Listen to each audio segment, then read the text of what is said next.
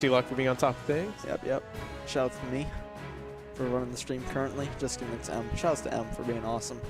Yep. I ran the stream all day, so now M's letting me commentate a little bit. We have some fun.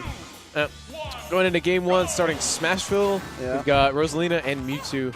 Looks like Hakii's still in this top 16 bracket, staying true to his Mewtwo, not wanting to pick Zero Suit or any of his other characters, but it's looking like right now it's working out great for him. Already got a 37% lead on Mage. Yeah.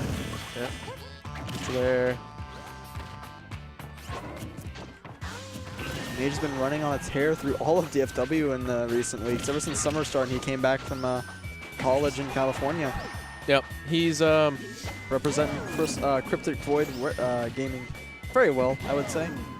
They're very proud of their boy. Smart recovery from Mage, but not gonna matter. Gonna get that up smash and only 2%. Yeah, speaking of voids, Rosa just got sent to one piece. See ya. Feels bad. Now, as you were saying, Mage is really he's really gone on a tear. I remember seeing on the DFW Facebook page, he had mentioned that he had leveled up, and everybody was kind of like, oh, nice, you know, let's see Mage come back out, and we'll see if he can do anything, you know. He saw our PR, and he said, you know, oh, I've got my hit list now. I've got people I want to take out, and he literally said that, and boy, did he.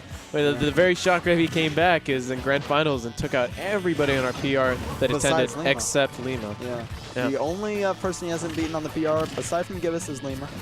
Just those two. I'm pretty sure he's taken out the other 8. Gibbous? I can't recall. I don't know if he's played Gibbous. I think that's the issue. I don't think that him and Gibbous have played yet. Okay. I wasn't 100% certain, but yeah, he's played everybody else. I know Jason has struggled against him quite heavily. Oh, yeah. Your Mages double eliminated him from most of the tournaments that they attend together. Yep.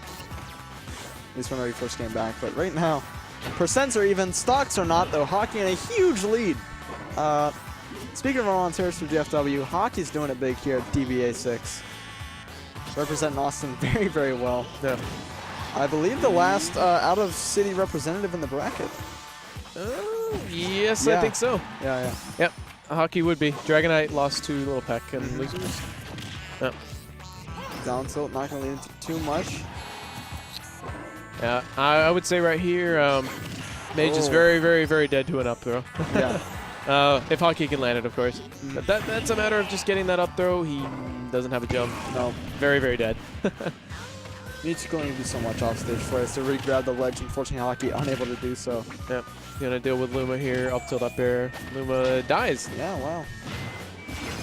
That's a lot of people's favorite sound in the game, the little Luma dying? Ooh, yeah. Oh.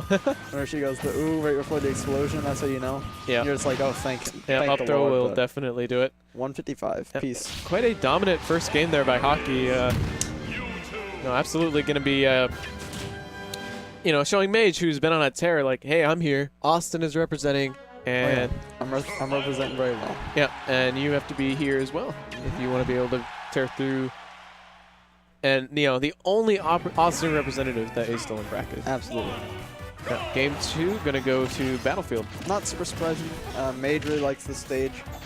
He does get it quite a bit, so I wonder what people ban against him, possibly Lilat, just because, again, a lot of people don't like Lilat. I'm going to guess that you're right on that, because we've seen many different instances here where Hakii probably could have banned, like, you know, Battlefield or, you know, a certain stage depending on the character, and he just hasn't. So I'm going to assume his ban every time has been Lilat. And again, that's just what a lot of players do. A lot of players don't feel super comfortable in Lilat. It is a bit of a weird stage. Yeah. And by a bit, I mean incredibly. It's weird. I think a lot of people get terrified mainly just by the how the ledges work in that on that stage. It's super super janky and odd, and there's a lot of really bad stuff that could happen potentially. Yeah, Lilat's been a troublesome stage for a long time. The problem about Lilat is, I mean, a lot of people have talked about banning it. Problem is, Smash 4 doesn't have a very diverse amount of stages that we can use for, you know, that work in tournament play. So it's either Lilat or Duck Hunt in a lot of ways, because you have to have at least 5 for how bans work and all that good stuff. So there's been some discussion of legalizing Pokemon Stadium too.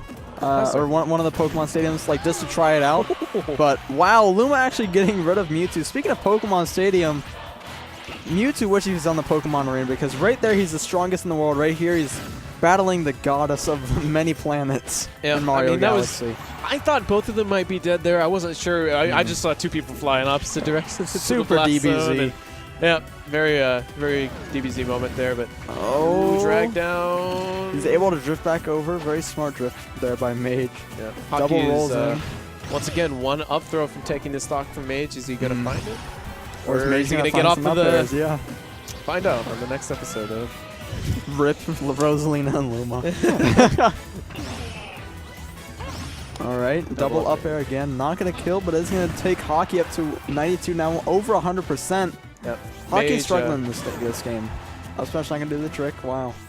Mage really good at landing these up smashes and forward smashes at the ledge. You know, he's really consistent at making sure that he spaces that correctly. And yeah, gonna roll straight into that Shadow Ball and gonna full trick to Shadow Claw. Hakii wanting it all, wanting to take out Mage from this tournament right now, saying, "You're not gonna take a game from me. I'm from Austin, and I want to make sure you know who I am." Exactly. And 85% already built on the Mage. It was about 125 to 15, so it's been a great little combo that Hakii has found himself, and it's continuing. He has not been touched in so long, but the Nair. I believe he's at up throw kill percent, and if he's not, it's close. Battlefield might be able to save him. Mage's counterpick coming in clutch here. This is super risky for Mage to be running in like this on Mewtwo, who can't get a grab and just basically end the game. Especially without Luma, it's really scary to be running in. Yeah. But Mage doing it safely enough. Up throw gonna kill it anyways. Wow. Mage gets back the Luma and still falls prey to the up throw. Unfortunate for him, but Hakii's gonna knock him out 2-0. A little quick 2-0 there for him. Now, unfortunate for Mage, he's done very well. Won against a lot of PR players, but Hakii really just. He brought that all the way back, actually. He was at quite the deficit. I just realized. And then, he brought it all the way back.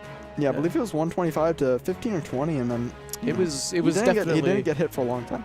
Yeah, he kept him in the air, and he also went off stage, and it was very dangerous. But let's see, that would put Hakii in losers semis. Up next, we're gonna be seeing Light the Lantern and Jason. I'd imagine so. Yeah. So Fox versus Korn or ZSS. Oh, who does Light normally play in this matchup? I feel like he normally plays. Probably Korn. I feel like he probably plays Korn as well. I think Korn. I could be wrong, but I think it's Korn. Yeah. It's kind of it's gonna be the thing that I said earlier, where I think Light's gonna play one character and then he's gonna throw me off. Yeah. Yeah.